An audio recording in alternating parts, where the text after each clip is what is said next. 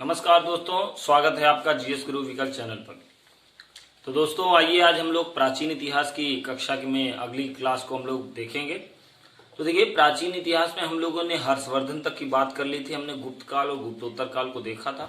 उसमें हम लोगों ने हर्षवर्धन को देखा था और हर्षवर्धन पे हम लोग की बात खत्म हुई थी, जिसमें हमने वर्धन साम्राज्य या प्रभाकर वर्धन जिसके संस्थापक थे उसको हम लोगों ने देखा था।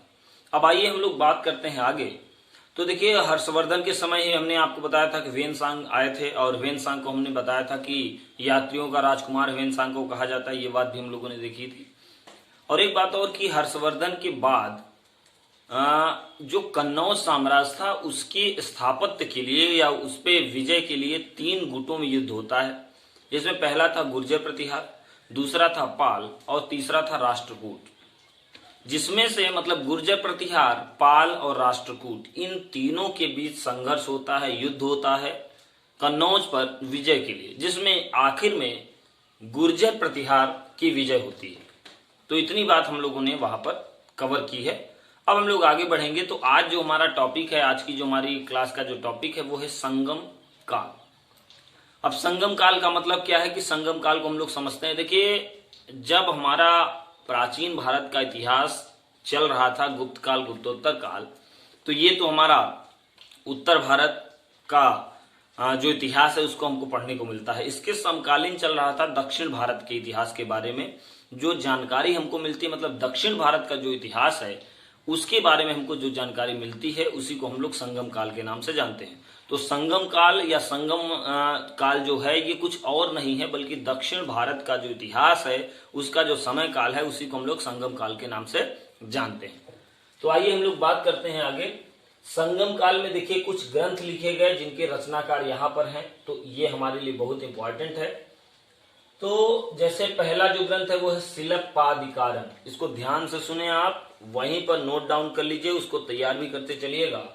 शिलप्पादिकारम ये जो ग्रंथ है इसकी रचना की है इलंगो आदिगल ने। तो पहला क्वेश्चन ये कि शिलप्पादिकारम जो ग्रंथ है इसकी रचना किसने की है, तो याद रखिएगा इलंगो आदिगल। ठीक। अगली बात कि संगम साहित्य में एक और साहित्य जुड़ जाता है जिसका नाम है तोलकापियम। तोलकापियम जो है इसकी रचना जिन्होंने की है वो है तोलकापियर। तो ये देखिए बहुत आसान है याद करना कि तोलकापियम तोलकापियर। ठीक है। तो तोलकापियम ने पीएम की जो रचना है उसके रचनाकार हैं तोलकापियर। और अगला जो ग्रंथ है वो तिरुक्कुरल। तो तिरुक्कुरल जो है इसके रचनाकार हैं तिरुवल्लुवर। ठीक है। तो 3 ग्रंथ हमारे लिए इंपॉर्टेंट है संगम साहित्य के, 3 ये हमारे लिए ग्रंथ काफी इंपॉर्टेंट हैं, तो इसको याद रखिएगा। इसमें याद रखिएगा कि तोलकापियम जो है ये इंपॉर्टेंट है आपके लिए और तिरुक्कुरल भी इंपॉर्टेंट है, शिलप्पादिकारम भी, मतलब तीनों इंपॉर्टेंट है, इसको याद कर लीजिएगा। जिसमें से तिरुक्कुरल जो है इसको तमिल बाइबिल भी कहा जाता है। तो ये बात याद रखिएगा कि तिरुक्कुरल जो ग्रंथ है इसको तमिल बाइबिल के नाम से जाना जाता है। आपसे क्वेश्चन कभी पूछा जा सकता है कि तमिल बाइबिल के रूप में निम्न में से किस ग्रंथ को जाना जाता है, तो उसका आंसर याद रखिएगा तिरुक्कुरल। ठीक है। तो ये 3 ग्रंथ हैं जिनके ये 3 रचनाकार हैं, इसको याद रखिएगा। तोलकापियम जो ग्रंथ है उसके बारे में भी याद रखिएगा, इसको तमिल व्याकरण की पुस्तक के रूप में जाना जाता है। तो जितने टर्म यहाँ पर बताए जा रहे हैं उसको अच्छे से सुनते रहिए, समझते रहिए और याद करते चलिए। मैंने बताया तिरुक्कुरल को तमिल बाइबिल कहा जाता है जिसके रचनाकार हैं तिरुवल्लुवर, पहली बात। दूसरी बात, हम लोगों ने देखा कि तोलकापियम जो है ये तमिल व्याकरण की पुस्तक है, इसके जो रचनाकार हैं वो है तोलकापियम। और शिलप्पादिकारम ये इंपॉर्टेंट महत्वपूर्ण ग्रंथ है तमिल साहित्य का संगम काल का, जिसके रचनाकार हैं इलंगो आदिगल। ठीक है। अब बढ़ते हैं हम लोग आगे। तो देखिए, जो पूरा दक्षिण भारत का जो साम्राज्य था, इधर पूरा आंध्र प्रदेश आपका, इधर कर्नाटका, केरल, तमिलनाडु और इसके ऊपर महाराष्ट्र का थोड़ा सा पार्ट, ये सारा कुछ संगम साहित्य संगम काल के रूप में आपको दिखेगा कि इसमें इतने एम्पायर आपको यहाँ पर नजर आएंगे। इसमें से भी ये जो इतना बड़ा साम्राज्य था, इतना बड़ा एम्पायर था, ये 3 महत्वपूर्ण भागों में विभाजित था, जिसको हम लोग जानते हैं चोल साम्राज्य, चेर साम्राज्य और पांड्य साम्राज्य। तो ये 3 साम्राज्यों में विभाजित हो दिखाई देता है आपको चोल साम्राज्य, चेर साम्राज्य और पांड्य साम्राज्य। इसमें से सबसे पहले मैं आपको बता दूं कि इन्हीं तीनों में आपस में, मतलब चोल साम्राज्य, चेर साम्राज्य और पांड्य साम्राज्य में आपस में युद्ध होता है, आपस में संघर्ष होता है अपने अपने स्थापत्य के लिए, अपने अपने विजय के लिए। जिसमें से चोल, चेर, पांड्य तीनों का युद्ध होगा अपनी, जैसा मैंने बताया कि अपने आप को विजय दिलाने के लिए या अपना पूरा एम्पायर अपने कब्जे में लेने के लिए। तो जिसमें से याद रखिएगा कि चोल साम्राज्य की आखिर में विजय होगी। तो इसका मतलब ये हुआ कि हम लोग एक बार फिर से चोल साम्राज्य को डिटेल से पढ़ने वाले हैं आगे चलकर। उम्मीद करता हूं आप ये बात समझ पाए होंगे मेरी। मैंने बताया कि दक्षिण भारत में 3 एम्पायर, 3 साम्राज्य चल रहे थे, चोल, चेर, पांड्य, जिसमें आगे चलकर तीनों के बीच भयंकर युद्ध होता है अपने अपने विजय के लिए, अपने अपने स्थापत्य के लिए। जिसमें से चोल साम्राज्य विजयी होकर उभरता है और चेर और पांड्य की पराजय होती है। तो चोल साम्राज्य आपको एक बार फिर से देखने को आगे मिलेगा। अब आगे हम लोग बढ़ते हैं। तो चोल साम्राज्य का जो संस्थापक था उसका नाम था करिकाल। तो ये बात याद रखिएगा, चोल साम्राज्य का जो संस्थापक राजा होता है उसका नाम होता है करिकाल। तो करिकाल के समय जो चोल साम्राज्य की राजधानी थी वह थी कावेरी पत्तनम। ठीक है, तो कावेरी पत्तनम इनकी राजधानी थी। और याद रखिएगा करिकाल चोल साम्राज्य का महत्वपूर्ण राजा होता है क्योंकि इसने बांधों का निर्माण कराकर खूब ढेर सारी नहरों का प्रचलन कराया था।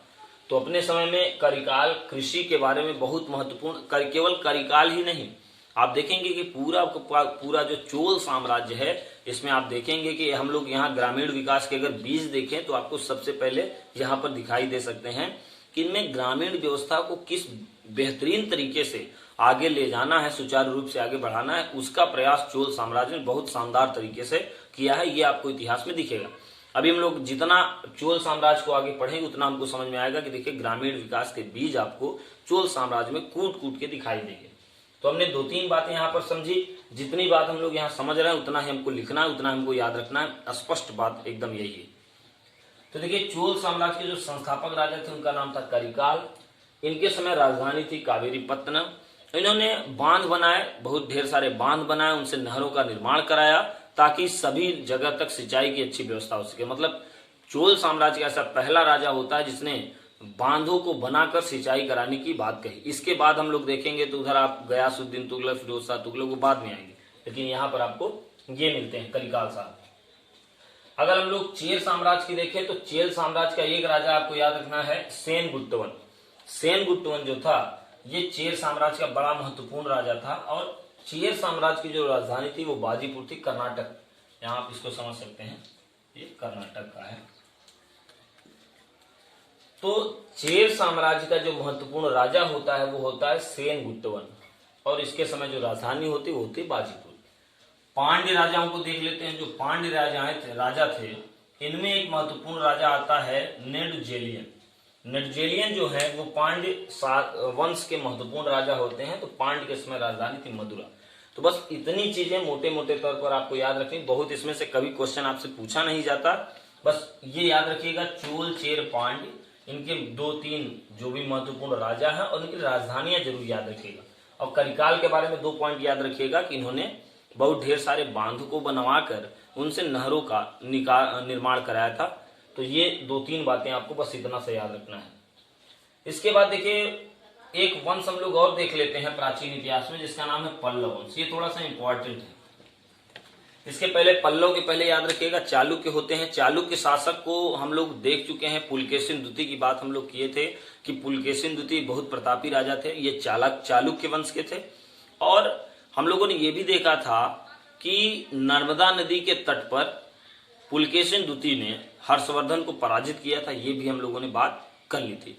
तो जो पुलकेशिन द्वितीय थे, जो एहोल अभिलेख जिन्होंने लिखवाया है, आप जानते होंगे एहोल अभिलेख जो है ये पुलकेशिन द्वितीय ने लिखवाया है। और इसी एहोल अभिलेख में पुलकेशिन द्वितीय और हर्षवर्धन के बीच युद्ध का वर्णन है जो कि नर्मदा नदी के तट पर हुआ है। इसमें से पुलकेशिन द्वितीय जीतते हैं युद्ध, उनकी जीत होती है और हर्षवर्धन की पराजय होती है। तो एक बात और यहीं पर याद रखिएगा कि हर्षवर्धन पुलकेशिन द्वितीय के समय जो एहोल अभिलेख लिखा गया है, इसकी रचना रविकीर्ति साहब ने की है। तो वहां पर इसको भी आप नोट कर लीजिएगा। तो जो चालुक्य वंश के राजा होते हैं पुलकेशिन द्वितीय, वही एक प्रतापी राजा चालुक्य वंश में होते हैं। उनके बाद चालुक्य वंश का पतन होता है। आगे अब हम लोगों को देखना है पल्लव वंश। तो आइए, तो पल्लव वंश में सबसे पहले हम लोग देखेंगे एक राजा को जिनका नाम है बंधु सिंह विष्णु। तो सिंह विष्णु पल्लव वंश के संस्थापक राजा होते हैं। तो पहला क्वेश्चन है कि पल्लव वंश की स्थापना किसने की? तो आंसर याद रखिएगा, सिंह विष्णु ने पल्लव वंश की स्थापना की। ठीक है। सिंह विष्णु के बाद जो यहाँ पर राजा होते हैं वो होते हैं महेंद्र वर्मन। अब महेंद्र वर्मन, इनको फर्स्ट भी कह सकते हैं आप, तो महेंद्र वर्मन फर्स्ट, और उसके बाद नरसिंह वर्मन फर्स्ट, और उसके बाद नरसिंह वर्मन सेकंड। ठीक, तीन राजाओं को आपको पल्लव में देखना है। पल्लव वंश में आपको तीन राजा को देखना है। इन्हीं के बारे में पॉइंट याद रखना है कि पल्लव वंश के संस्थापक राजा आपको दिखेंगे सिंह विष्णु। पल्लव वंश बहुत प्रतापी वंश होता है, यहाँ पर बहुत महत्वपूर्ण राजा होते हैं। तो सिंह विष्णु के बाद जो राजा आते हैं वो होते हैं महेंद्र वर्मन। महेंद्र वर्मन फर्स्ट या महेंद्र वर्मन के नाम से आप जान सकते हैं। महेंद्र वर्मन फर्स्ट के बारे में इंपॉर्टेंट बात यह है कि इन्होंने मत्त विलास प्रहसन नामक ग्रंथ की रचना की। ये काफी इंपॉर्टेंट रचना है भाई, इसको याद कर लीजिएगा। वहीं पर क्वेश्चन पूछता है कि मत्त विलास प्रहसन निम्न में से किस की रचना है, और दो कवि भी दे देगा, दो राजा भी दे देगा, उसी में कंफ्यूज हो जाते हैं। तो याद रखिएगा, महेंद्र वर्मन फर्स्ट जो हैं इन्होंने ही मत्त विलास प्रहसन की रचना की है। तो ये बात आप याद रखेंगे। आगे हम लोग बढ़ें तो यहीं पर याद रखिएगा, जैसा मैंने आपको बताया चालुक्य, यहाँ पर देखिए चालुक्य की बात हम लोगों ने की। जो पुलकेशिन द्वितीय थे ये चालुक्य वंश के ही राजा थे। पुलकेशिन द्वितीय के बाद चालुक्य वंश अपने अवनति की ओर रहता है, जिसका फायदा यहाँ पर आपको पल्लव वंश के लोग आपको, या पल्लव वंश के राजा लाभ उठाई देते हुए दिखेंगे। तो यहाँ पर महेंद्र वर्मन फर्स्ट जो राजा होते हैं, इन्हीं के समय पल्लव चालुक्य का संघर्ष शुरू होता है। तो ये भी क्वेश्चन आपसे पूछा गया है कि पल्लव चालुक्य के बीच संघर्ष किस राजा के समय शुरू होता है, पल्लव वंश के किस राजा के समय शुरू होता है? तो आंसर याद रखिएगा, महेंद्र वर्मन फर्स्ट। महेंद्र वर्मन फर्स्ट के बारे में बस दो ही बात आपको याद रखनी कि इन्होंने मत्त विलास प्रहसन ग्रंथ की रचना की है। इसका मतलब ये राजा होने के साथ साथ एक बेहतरीन कवि भी थे। और दूसरी बात ये है कि इन्हीं के समय पल्लव चालुक्य संघर्ष शुरू होता है। तो बस ये दो बातें आपको याद रखनी है। चलिए भाई, महेंद्र वर्मन फर्स्ट के बाद हम लोग आगे बढ़ते हैं नरसिंह वर्मन फर्स्ट। अब देखिए, नरसिंह वर्मन फर्स्ट और नरसिंह वर्मन सेकंड, ये नरसिंह वर्मन है।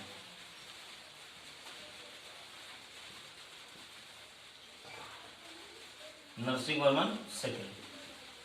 तो बस यहां पर कुल मिला के 3-4 राजाओं के बारे में आपको पल्लव वंश में देखना है। तो जो नरसिंह वर्मन फर्स्ट थे, इनके बारे में भी दो पॉइंट आपको याद रखना है कि इन्होंने महाबलीपुरम का रथ मंदिर का निर्माण कराया था। रथ मंदिर में, जिसको आप जानते हैं सप्त पैगोडा जिसको आप बोलते हैं, वही है आपका महाबलीपुरम का रथ मंदिर। इसमें से जो पांचों भाई थे उनका, जो पांचों पांडव थे उनका भी आप यहाँ देखेंगे रथ मंदिर में बाकायदे उनको चित्र में दर्शाया गया है, उनकी मूर्तियां लगाई गई हैं। इसमें से द्रौपदी की भी मूर्ति सबसे जो है आकर्षक है, और युधिष्ठिर और भीम, अर्जुन, नकुल, सहदेव सभी की मूर्तियां यहाँ पर हैं। ये काफी फेमस है, बहुत भव्य मंदिर है। तो इसको रथ मंदिर भी इसलिए कहा जाता है क्योंकि रथ चलाते हुए इस मंदिर का पूरा जो आकार है वो रथ चलाते हुए आपको दिखाई देता है। तो यहाँ पर ये बात याद रखिएगा कि नरसिंह वर्मन फर्स्ट जो है इन्होंने महाबलीपुरम का रथ मंदिर का निर्माण कराया। तो महाबलीपुरम के रथ मंदिर का निर्माण किसने कराया है? तो याद रखिए, पहली बात पल्लव वंश के राजा, दूसरी बात नरसिंह वर्मन फर्स्ट। तो पल्लव वंश के राजा नरसिंह वर्मन फर्स्ट ने महाबलीपुरम के रथ मंदिर का निर्माण कराया है। इसमें द्रौपदी का जो रथ है वो सबसे छोटा है, और युधिष्ठिर का रथ जो है वो सबसे बड़ा आपको दिखाई देता है। इसी को याद रखिए, सप्त पैगोडा के नाम से भी जाना जाता है। तो ऐसे भी क्वेश्चन आपसे पूछा जा सकता है, सप्त पैगोडा क्या है? तो आप यहाँ बता सकते हैं महाबलीपुरम का रथ मंदिर है। सप्त पैगोडा का निर्माण किस राजा ने कराया? तो भी आप आंसर यहाँ पर दे सकते हैं। अब नरसिंह वर्मन ने जो है वो दो उपाधियां भी धारण की हैं भाई, महामल्ल और वातापी कोंड। तो वातापी कोंड की उपाधि किस राजा ने धारण की है? नरसिंह वर्मन फर्स्ट ने। महामल्ल की उपाधि किस राजा ने धारण की है? नरसिंह वर्मन फर्स्ट में। मैंने आपको पहले एक बात और बताई थी कि जब भी एंशिएंट हिस्ट्री या मिडिवल हिस्ट्री में मैं आपको बताऊंगा कि कोई भी राजा अगर कोई भी उपाधि लेता है तो उसको तुरंत वहीं रट्टा मार लीजिए, उसमें दिमाग लगाने की जरूरत नहीं है। आपको बस याद करते रहना है कि किस राजा ने कौन सी उपाधि ली है, क्योंकि ये क्वेश्चन बहुत इंपॉर्टेंट है। आप देखेंगे, अगर आयोग के अगर पेपर को देखेंगे तो आपको पता चलेगा कि ये क्वेश्चन तो जरूर आता है कि फला उपाधि किस राजा ने ली। तो ये उपाधि वाला जो टर्म है ये आपके लिए बड़ा इंपॉर्टेंट है। तो नरसिंह वर्मन फर्स्ट के बाद हम लोग अब बढ़ेंगे नरसिंह वर्मन सेकंड के बारे में। नरसिंह वर्मन सेकंड के बारे में भी याद रखिएगा कि कांची का कैलाश मंदिर, तो कांची का जो कैलाश मंदिर है इसका जो निर्माण कार्य है ये नरसिंह वर्मन सेकंड ने कराया है। तो उम्मीद करता हूं बात आप समझ गए होंगे। क्वेश्चन ऐसे पूछा जाएगा कि कांची के कैलाश मंदिर का निर्माण किसने कराया है, ठीक। ये तो कांची के कैलाश मंदिर का निर्माण नरसिंह वर्मन सेकंड ने कराया है। केवल कैलाश मंदिर ध्यान मत रखिएगा, क्योंकि कैलाश मंदिर आपको दिखेगा कि अभी राजा आपको दिखेंगे राष्ट्रकूट वंश के ध्रुव या कृष्ण राजा, तो वहां कृष्ण राजा देखेंगे तो कृष्ण ने भी क्या किया है, कैलाश मंदिर की स्थापना की। तो प्लेस से आप याद रखिएगा कि जैसे पूछे कि कांची का कैलाश मंदिर, इसका मतलब कांची का कैलाश मंदिर का मतलब नरसिंह वर्मन सेकंड की बात कर रहा है। तो ये बात याद रखिएगा, केवल कैलाश मंदिर मत याद कर लीजिएगा। तो नरसिंह वर्मन सेकंड ने कांची के कैलाश मंदिर का निर्माण कराया है, और नरसिंह वर्मन सेकंड ने ही तटीय मंदिर का निर्माण कराया है। तो कांची का जो तटीय मंदिर है, जिसको सोर टेम्पल आप कहते हैं, सोर टेम्पल तटीय मंदिर, तो इसका भी निर्माण नरसिंह वर्मन सेकंड ने कराया है। तो पल्लव वंश में हर एक राजा के बारे में बस आपको दो बात याद रखनी है, क्योंकि पेपर के पॉइंट ऑफ व्यू से पल्लव वंश के जो राजा है ये हमारे लिए इंपॉर्टेंट है।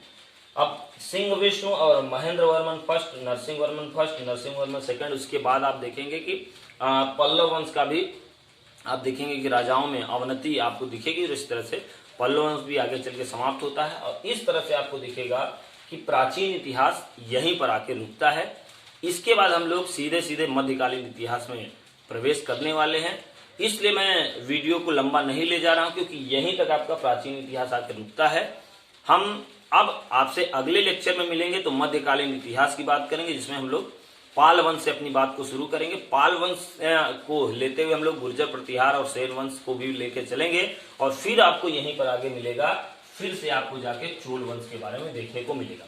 तो हम लोग इस वीडियो को लंबा नहीं ले जाएंगे, क्योंकि जैसा मैंने बताया कि एंशिएंट हिस्ट्री यहाँ पर आपकी आगे रुकती है। अगले लेक्चर में हम लोग मध्यकालीन इतिहास या मिडिवल हिस्ट्री से अपनी बात को शुरू करेंगे, ठीक है।